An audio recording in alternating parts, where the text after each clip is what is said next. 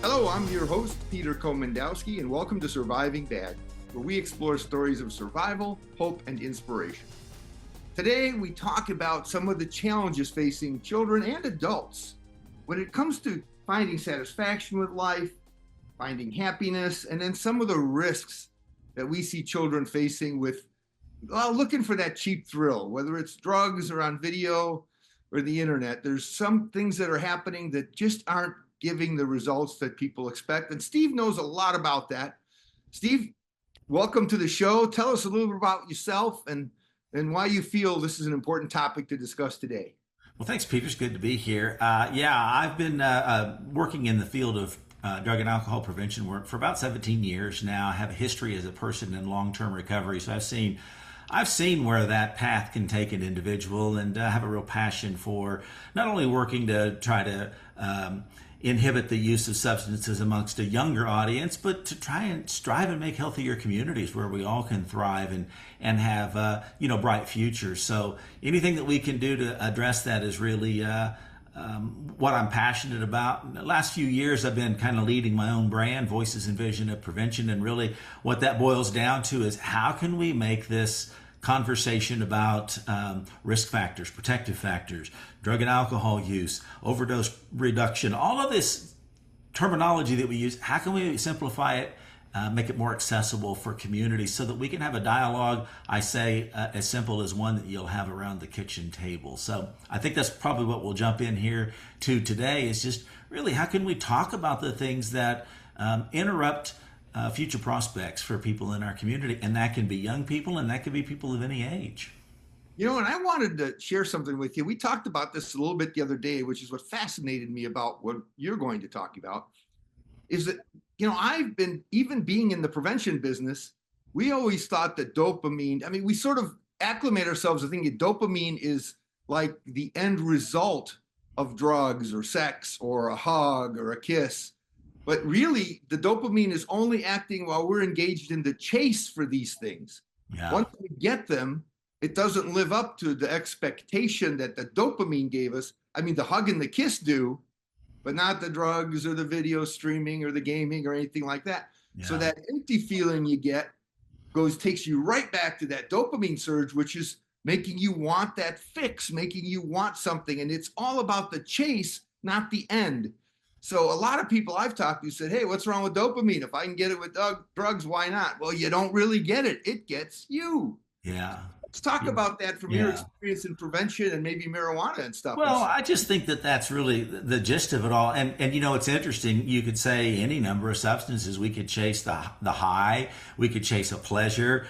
What seems to be of a concern in communities now is gambling, and especially access virtually or through technology in the palm of our hands and accessible to young people. And you're spot on when you say it's really about kind of seeking that reward. And it doesn't have anything to do with what happens afterward. If it doesn't turn out the way we wanted it, we're going to return back to it because that's the mystique of it. It's like, oh, I like this kind of chase, and then I don't understand that then there becomes a disconnect. But I think that that's what it's all about. So continually seeking that. You can call it pleasure seeking if you want, but it's that reward seeking. I want some kind of a payoff, whether it's a substance, whether it's some kind of a risk factor engagement, whether it's engaging in gambling. The bottom line is how do we not seek that external stimuli as a reward for whatever our behavior happens to be? How do we find, I want to say self-soothing, but that's not exactly what it is. It's how do we find that reward for ourselves in the behaviors that we do in our everyday, instead of chasing something that looks exciting or chasing something that has some sort of a quick payoff, a slot machine or taking a hit or taking a drink. It's really more about having the solution for yourself and finding a reward in your own lifestyle. Yeah, and really, when you look at it, people are sort of figuring it out. They're getting a feel for it, but it's not because we get up in the morning and say, I'm going to search for a drug or I'm going to search for a high. We don't wake up with that. We're basically tempted by that. There's entire industries built on that to attract us, to fool us, to get us to think we're going to get something. So it's not like, we have a flaw in our systems. We're bombarded by a lot of stimulus. Now we're going to take a short break. When we come back, I'd like you to talk about what your experience has been, because one thing that our age gives us both is we've been through the grist mill on so many of these things. And we know kids aren't going to necessarily listen to us, but I know you've got a way to share information that gets kids and parents understanding how to think about this for themselves. So let's wait a little bit for the break. You got to stay tuned because this is some great stuff. See you all after the break.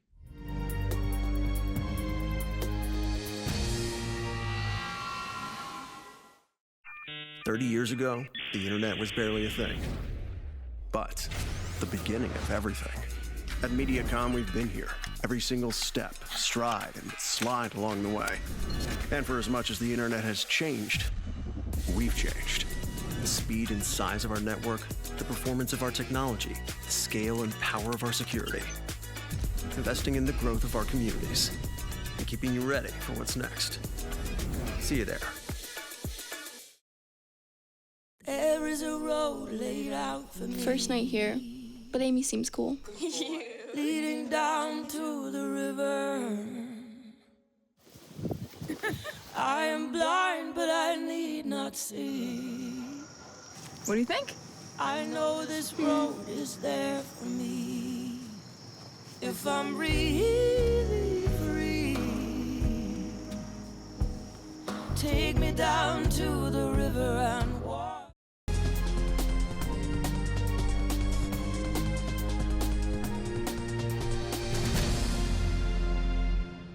Welcome back. We're talking to Steve Miller about, to make it short, seeking happiness and our different trials and tribulations to get to a place where we get the excitement and thrills we sort of expect from life. Now, I have something I've talked about in the past called life at the speed of human. There's life at the speed of pharmaceuticals, there's life at the speed of technology, and there's life in the speed of human. And you're really an expert in some of those realms of the speed of human, like music. Talk about how we compare the healthy activities that give us that dopamine rush and that long-standing feeling of relief, how it compares to the more predatory things that the media and everybody else is trying to drag us into. Well, Peter, I think that that's one of the misnomers about life, and I don't know anybody that doesn't like to be happy. So I'm not saying that the pursuit of happiness is not something that, is an inalienable right. But what we're talking about here is that not everything and every day is going to be happy. And I think that that's where we get hung up in the speed of humanness is there are ups and there are downs and there are disappointments. And it's about finding ways to make those connections. And for several years now, I've talked about how music can be a great connector, not only for us personally, but how music can be an interconnector. You and I talk on the phone sometimes, and we'll riff about songs we grew up listening to or what's on the radio now or how that's just been a part of our lives. And I think that if we can have robust conversations around things like music or art or creativity, or you talked about just simple human engagement, whether that's a hug or whether that's just spending time with someone that you love or someone that you trusted adult in your life.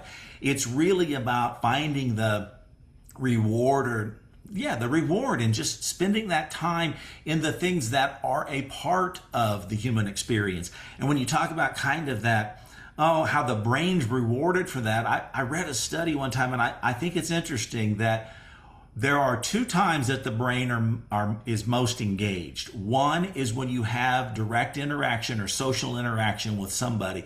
So picture you and I are having an interaction now, even though it is virtual. But if we were in a top coffee shop or we were out at some sort of a community event, you have all this other stimulus and your brain is taking in all of this information simultaneously. And so it's alive. It's like, this is exciting. This is a great space and a great place to be. Right after that, the brain lights up in the most regions when we listen to music because it's taking on all kinds of stimulations. It's taking on memories. It's taking on all kinds of context that we may be experiencing with that song, not only in the moment. Think about some of the songs in your life, and if you're in it today, you're like, and I remember back then, and I remember when I was with my parents, or I can remember when I was in this particular relationship or this season in my life, and all of that's a part of that experience. anytime we engage in something that stimulates our brain in such a way. So personal interaction, listening to music, being engaged in some kind of a tactile, that could be art, that could be the viewing of art. You can see I've got plenty of it in my background here because it brings a sense of pleasure. And not only that, it is a great conversation piece. We can talk about the piece, we can talk about the song, we can talk about the experience. And I think when you say living at the speed of human, it's really about being in this moment, being here, being present, being engaged in whatever it is, and not in the pursuit of something, but being engaged in what's happening in real time.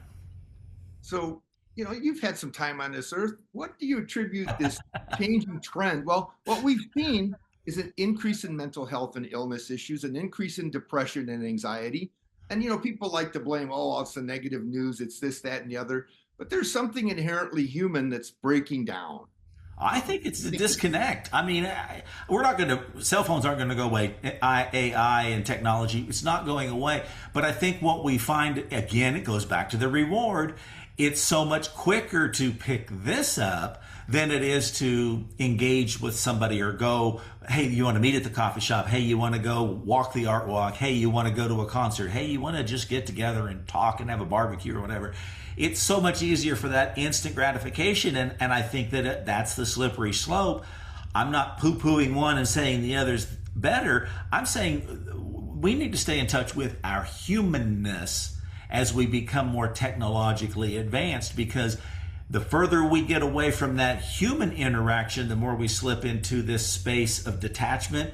And I think you and I both know this from research and mine from personal experience. The further we go into that detachment and enter into isolation, that's where we see things like uprise in mental health issues, substance use issues. Addiction breeds itself in isolation because there isn't that human connection or that human touch. That's pretty amazing. One of the issues that really gets me too is that when we grew up, we didn't have a choice. The only way to really interact with people was face to face. We couldn't push a button. We couldn't, we couldn't hide our fears and insecurities by doing it on Facebook or in Twitter. We had to go out in the backyard. We had to go to school. We had to engage humans. And as we grew older, you didn't meet anybody if you didn't go out and meet people. Yeah. And so this ease is not so much ease of living, but it's ease of avoidance. And I want to talk about that. We'll take another break. And let's come back and talk about how the path to avoidance has become easier than the path to engaging with people and community and connecting with people. We'll see y'all after the break. You don't want to miss this.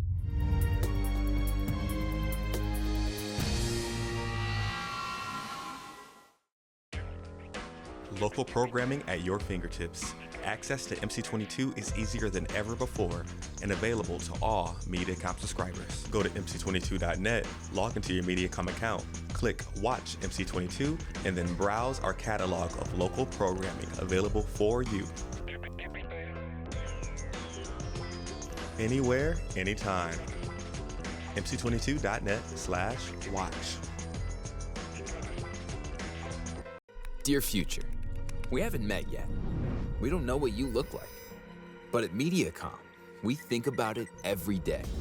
And we'll say this: if we keep working as hard as we have the past 3 decades, if we keep adding miles of fiber, if we keep advancing our technology, if we keep raising the bar and raising each other up, we won't just be ready for you, we'll be leading the way. Sincerely, Mediacom.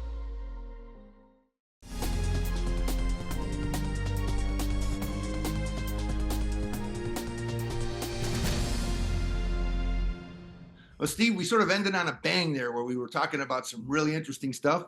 But one thing we talked about during the break was that we didn't have a choice when we were young. We didn't have all of these, what we can call them, distraction or predators or anything else. We simply didn't, which meant we found a level within a good space where there were protective factors and people that cared, and where our bodies, our psyches, our intellect, our emotions sort of found their way through real people. Yeah, having that connection. Yeah. This world we live in today, and what can kids and parents do differently? Well, you know what? When you probably remember this when we were kids, the biggest punishment you could have was to be sent to your room.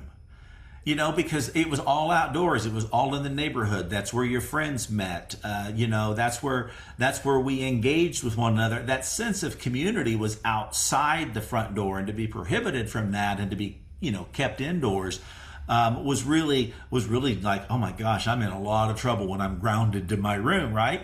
Well, today it's our entertainment is in the computer, on our phone.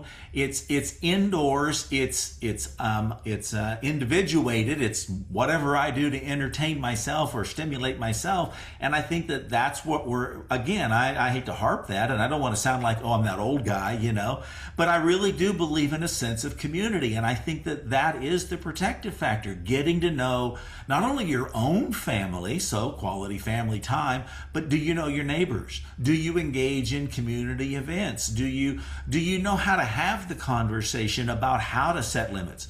The phone's not going anywhere. The internet's not going to change just because a couple of guys are talking about it on a television program.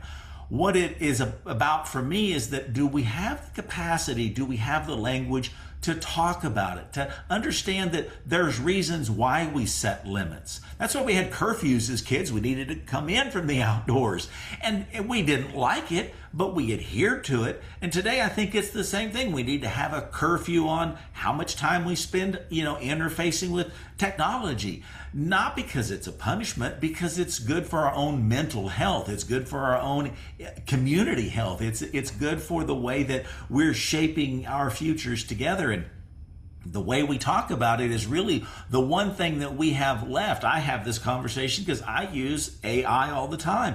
I have this conversation with my AI agent.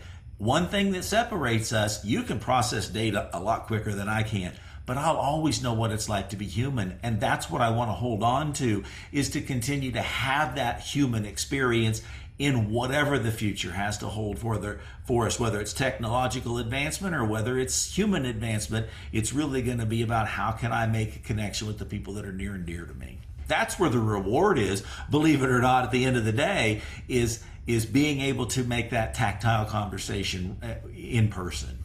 Yeah, and one thing to remember too is this groundswell of influence of the hyperactivity in pushing drugs like marijuana and kratom and all the things you're finding in gas stations, even highly caffeinated energy drinks, and then the illicit drugs that we find a long list of, pushing all this media.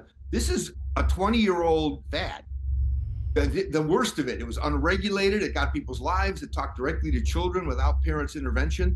And generations now seeing that are sort of looking at it like a couple of generations of extreme alcoholics. And I don't want to live like that. These people are addicted. So you have parents up to the age of 40 or maybe a little older, and a whole generation of teens that grew up just fully engulfed in all this stuff. And now that we're here for a while, those are the ones paying the biggest price when we talk about the problems with mental health and stuff. But the younger generations are starting to read books. They want to go outside more. They want to interact with kids because they're seeing what it's done to their families and their parents. And we've all seen examples of that. Even moms and dads spend too much time on media. Yeah. Or the effects of pornography, which is unbelievably negative to relationships. And we got younger and younger generations of kids that were exposed to that. Well, now we're learning. Yeah. We're not only making different companies responsible for what they sell, whether it's a potentially medically based product of some kind of substance that was illicit at one time, or media. We're starting to put responsibility on the predators and on the creators, but this leaves a whole bunch of parents and kids hanging. What can you tell them? Yeah. Well, it's interesting. I was going to say this real quick. You said something about, kind of hearkening to days gone past. I was talking to a youth group recently, and someone came in wearing, I think it was like a Fleetwood Mac t-shirt or, something from the 70s. And I said, do you even know who that is? And they said, oh yeah, I love that music. And I said, why? And they said, because it feels different. It feels real compared to what maybe is part of the pop music culture today. And I think that's kind of telling there. Again, it was about a time when, as you would know, It was about a time when it was about the music, or when it was about the experience of the music, and it wasn't about the corporatization. It wasn't about being a commodity. It was about being an individual. And I think that it's reflected, whether it's a generation thing or whether it's a cultural thing. There's a reflection in the things that we see and do. And you're talking about, what do we do in this unregulated markets, if you will? The teenage use of alcohol and tobacco is at an all-time low. We know prevention works because we've been hammering on that. What shifted is the unregulated substances, like the psychoactive substances that you can buy at a convenience store, or some of the things that are on the horizon, like administrative changes around psychedelic use and I'm not saying we shouldn't look at that for research. What I'm saying, and to that, we need to understand how to put in those parameters, have those conversations, and how not to make another commodity out of those substances as more and more of them come to market. We need to be able to have sensible conversations one-on-one and with policymakers about what kind of community we want shaped. Yeah, there's an irony when they're using formerly illicit drugs to treat people that are suffering from addiction with illicit drugs. It's a sad irony. But anyway, let's take a short break and come back, and maybe you can give us a little bit of wrap up on our conversation today and leave people with an understanding of what they can do to make their lives better, healthier, and, as you say, happier. See you all after the break. You don't want to miss this.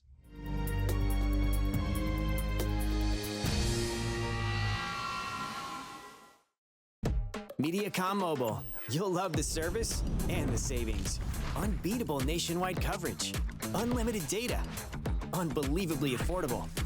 Switch and save 30% or more over the top 3 mobile providers.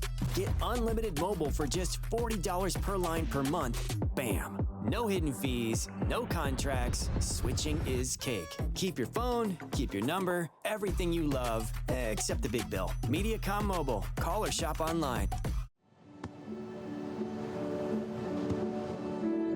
I don't remember how it started. Go to that. Our back and forth. It always came back. Dad! You probably don't remember what you told me. That was perfect. But I heard every word.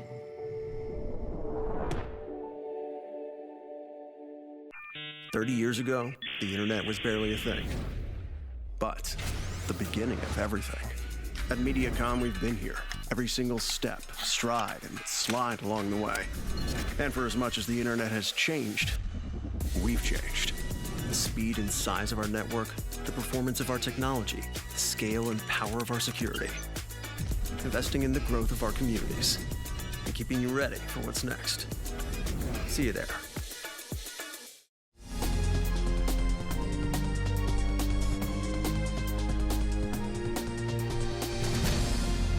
Welcome back to Surviving Bad with Steve Miller. And if you've been listening, it's been a great show, and it's about to finish on a high note because he has really got some ideas about how happiness can be built into your life and under your control, not somebody else's. Steve, let her rip. You know what, Peter? I was sitting here just thinking as you were kind of riffing when we came back from the commercial break.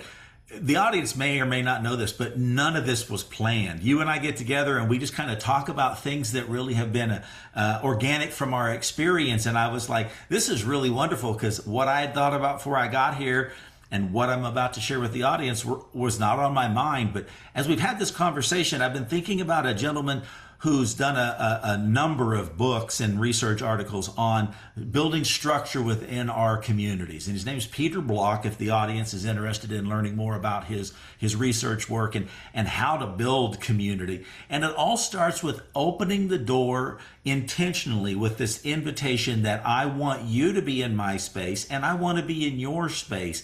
And then we can begin to have a conversation about how we want our communities to look, how we want our communities to feel, how we want to be intentional about sharing in community.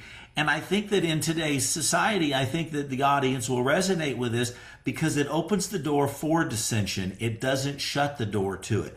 You and I may not agree about things, but if we're intentional and we have a community invitation to talk about it, we're creating a sense of belongingness where you and I can have a discussion and we can start to shape a different type of community that we want to engage in. One that doesn't say you don't belong here because you think different politically, or you have a different ideology, or you have a different faith base. I'm saying that this is about, and this is good to have in our community, because we all have this intention of belonging one another in a space where it's shared, and we can talk about it, and we can have things that we want to bring to the table. I think differently than you think. I have different belief systems than you do. But what are the shared gifts that we have when we come together for a sense of community? And if we're spending time talking about where we want to belong, what we want it to look like, what are the gifts that you bring and I bring, I notice that we get a reward because of having this conversation.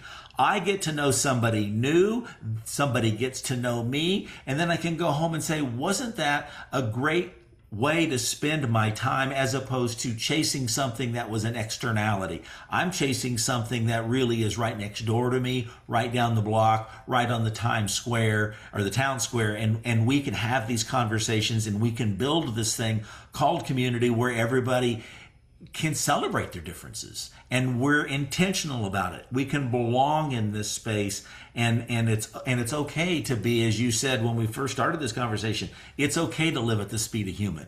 We don't have to be in pursuit of something high tech. We can be in pursuit of something that just feels like it's a space to belong to. That's really fantastic, man. You know, you bring up something that popped into my head as you're talking. You know, that old adage, you can pick your friends, but you can't pick your family. But you can pick how you love them and how much compassion you extend to them, so that your friends become a family and a family can become your friend. Yeah. And I see that through your message about community. You know what's interesting? Well, I ask that question a lot, and as I read some of Peter Block's work, I find it interesting. Some of the more challenging conversation to have is, what is your gift? And then accepting that gift from someone else, and that's time spent. That's maybe you're creative, maybe you have some talent you want to share, maybe it's just the actual presence of two people. But if we spend our time thinking about the things that we have gratitude about, or the gifts that we have in our lives, and sharing that with others, just having this conversation lifts my spirits a little bit, and I feel that little bit of dopamine hit that says, you've got your reward, Steve, because you talked about something that brings true value. Yep. And that's fantastic. I really appreciate you sharing those true values with our audience. And I thank you all for joining us today. Watch MediaCom Local for all our episodes of Surviving Bad, where we explore stories of survival, hope, and inspiration with some of America's most remarkable people. On MediaCom Local, your trusted source for news in your community.